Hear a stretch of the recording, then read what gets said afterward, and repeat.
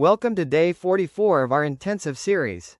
Today, we are analyzing one of the most critical turning points in the Telangana movement, Government Order Manuscript Number 610 and the Jayabharat Reddy Committee of 1985. This session covers how massive administrative violations were officially exposed, and the legal mandates created to rectify them. Let's begin. Background and trigger for the committee. By the early 1980s, discontent in Telangana had reached a boiling point. Despite the protections promised under the Presidential Order of 1975, local non-gazetted and gazetted jobs were systematically being occupied by non-locals. Facing intense pressure from Telangana employee unions, the state government was forced to appoint a high-level official committee in March 1985 to formally investigate these violations. Composition of the Jayabharat Reddy Committee. The committee was led by senior bureaucrat Jayabharat Reddy. To ensure a thorough administrative review, it included two other prominent senior officers, Umapathy Rao and Kamalanathan.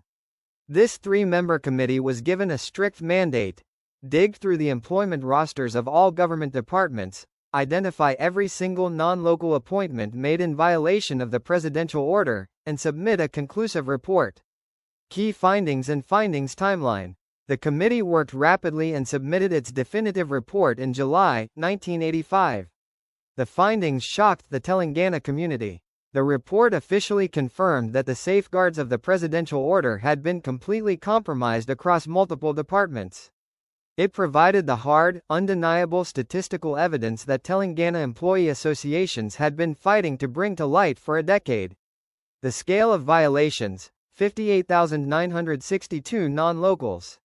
Let's look at the staggering numbers uncovered by the Jayabharat Reddy Committee. The investigation revealed that a massive total of 58,962 non-local individuals had been illegally appointed into localized cadres across Telangana. These were jobs explicitly reserved for local youth that were instead allocated to individuals from other regions, mostly through irregular transfers and non-zonal deployment.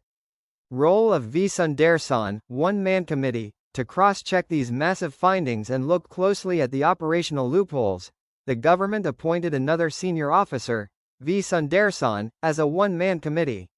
Sundarsan reviewed the Jayabharat Reddy report and provided specific administrative recommendations on how to physically deport these tens of thousands of non-local employees back to their respective parent zones without collapsing the day-to-day state machinery.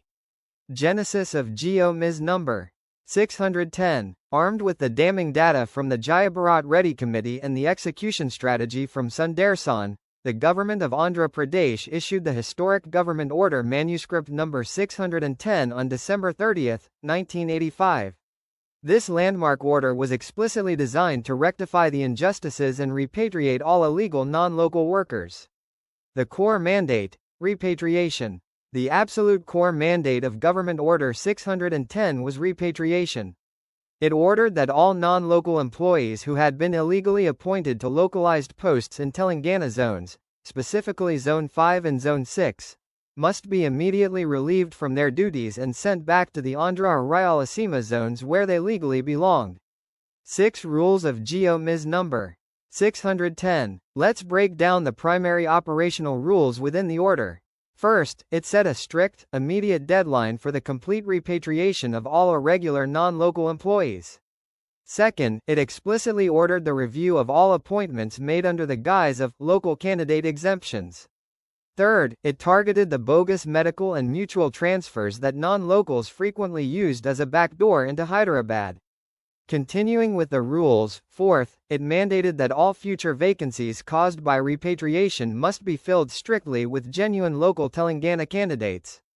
Fifth, it ordered a complete audit of the quote-unquote free zones, like the Secretariat, to check for hidden violations. Sixth, it established accountability measures, holding department heads personally responsible for enforcing these steps. Failure of implementation and sabotage.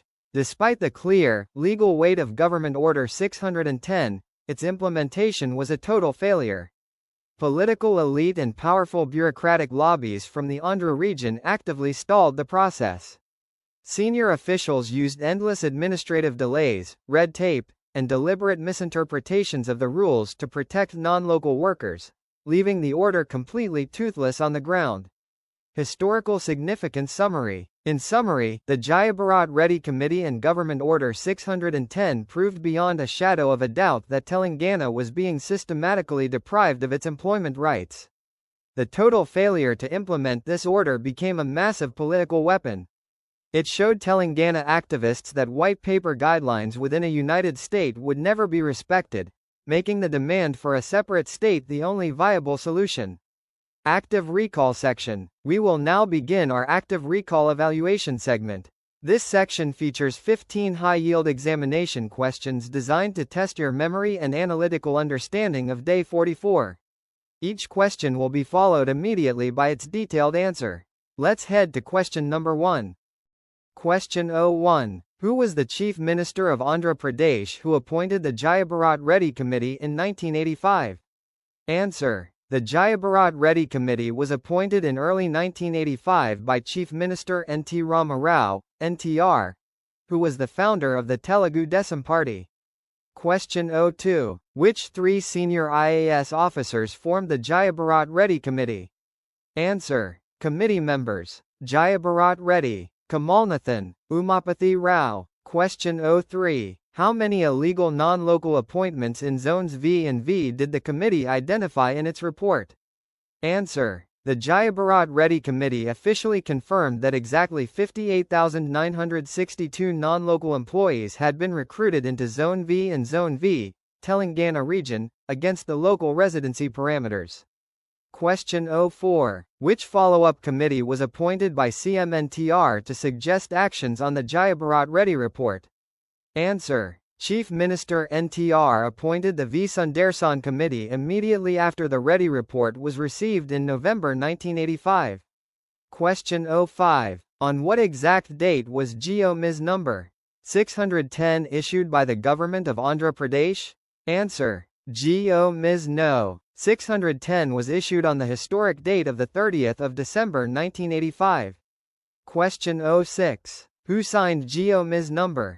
610 on behalf of the Governor of Andhra Pradesh? Answer. G.O.Ms.No. 610 was officially issued under the authority of the Governor of Andhra Pradesh but was physically signed and authorized by the state's Chief Secretary, Shravan Kumar. Question 07. What was the official deadline set in G.O. 610 for the repatriation of all non-local employees to their native zones? Answer. G.O.Ms.No. 610 established an explicit, legally binding deadline of the 31st of March 1986 for all repatriations. Question 08. Which specific irrigation projects were explicitly targeted for employee repatriation under G.O. 610? Answer. Jarala Project, Srisailam Left Canal, Sri Ram Sagar Stage 2. Question 09. How did G.O. 610 propose to handle the placement of repatriated employees if no vacancies existed in their native zones? Answer. To eliminate the excuse of no available vacancies in the Andhra regions, G.O. 610 mandated the creation of supernumerary posts. Question 10. What action was mandated against individuals who secured employment using fake local certificates? Answer. Action sur registration of criminal cases, immediate dismissal, employment exchange audit. Question 11. Which other GO was issued on 5 December 1985 to repatriate non-locals from Rayalaseema, and how did its implementation compare to GO 610? Answer. Issued on 5 December 1985, GO 564 ordered the immediate repatriation of non-locals who had occupied local posts in Rayalaseema's Telugu Ganga project. Question 12. By what date were the secretarial branches supposed to complete the re-examination of all appointments made since 1975? Answer is the 30th of June 1986. Question 13. What was the main legal and administrative hurdle that blocked the implementation of GO 610 for nearly 3 decades? Answer. The primary hurdle was systematic legal litigation. Affected non-local employees formed associations and approached courts to secure temporary stay orders against transfers. Question 14. Which major investigative commission was appointed in 2001 to review the failure to implement GO 610? Answer. To address the intense revival of the Telangana movement, Chief Minister N. Chandrababu Naidu appointed retired IAS officer J.M. Gerglani on 26 June 2001. Question 15. How did the unfulfilled promises of GO 610 contribute to the revival of the demand for a separate Telangana state? Answer. Absolute loss of faith. Job violations under GO 610 became the central core of the Neellu, Nidhulu, Niyamakalu. Incontrovertible evidence. This concludes our comprehensive narration for day 44. Thank you for listening, study hard, and see you in the next module.